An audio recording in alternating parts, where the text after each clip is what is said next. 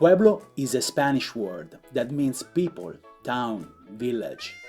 However, as you may know, in Arizona, New Mexico, and the nearby areas, it refers specifically to the multi-story settlements of terraced houses of the native Puebloan tribes that live there.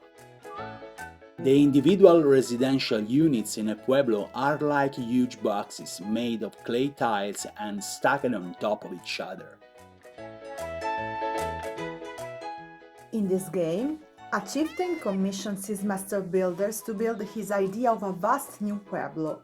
The master builders must abide to chieftain's building rules to avoid paying a fine. The chieftain watches the progress distrustfully, penalizing any builder who fails to keep to his instructions. Pueblo is a timeless classic by the legendary designers duo Kramer&Kiesling, now with upgraded components and a new outstanding look. Hope you enjoy it. And now, let's take a closer look to the game.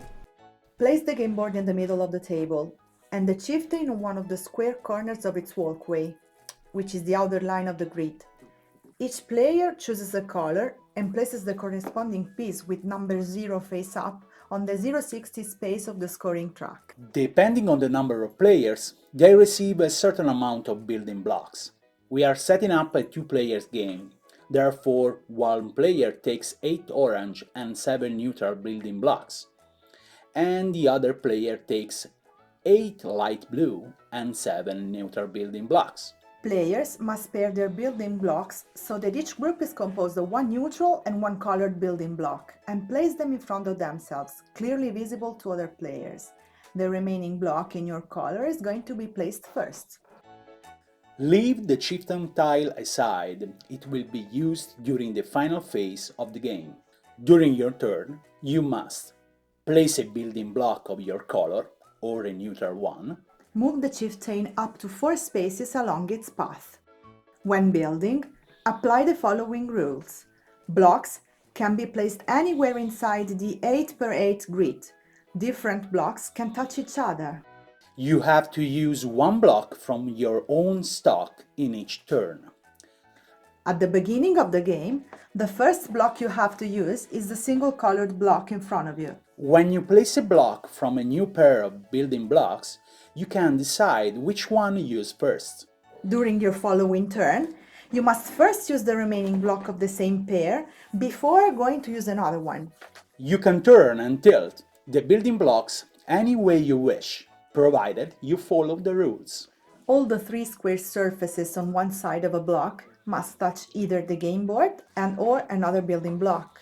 In other words, there cannot be any free space below a block. Once you are done placing your block, you must move the chieftain along its walk path by 1, 2, 3, or 4 spaces. Once you're done with it, check which colored blocks the chieftain can see in a straight line. All players whose building blocks are in the chieftain's sight, regardless of distance and level, are given penalty points. Penalty points are given as follows. 1 visible square on the first level costs a player 1 penalty point, 2 on the second level, 3 on the third, and so on. The grid is divided into 4 quadrants, and if the chieftain stops on one corner of the walk path, it checks the corresponding quarter from above. Every player with colored building blocks that the chieftain can see is given 1 penalty point per surface.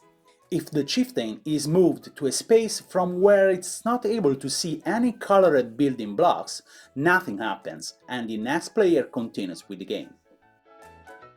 Once every player has played their last block and the pueblo is complete, the chieftain takes its last lap around it.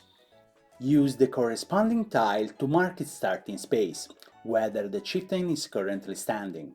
And starting from the next square in clockwise direction, check every square to see whether any penalty point need to be issued. The game ends when the chieftain is back on the tile, checking again if any points need to be dealt. At the end of the game, the player with the least points is the winner.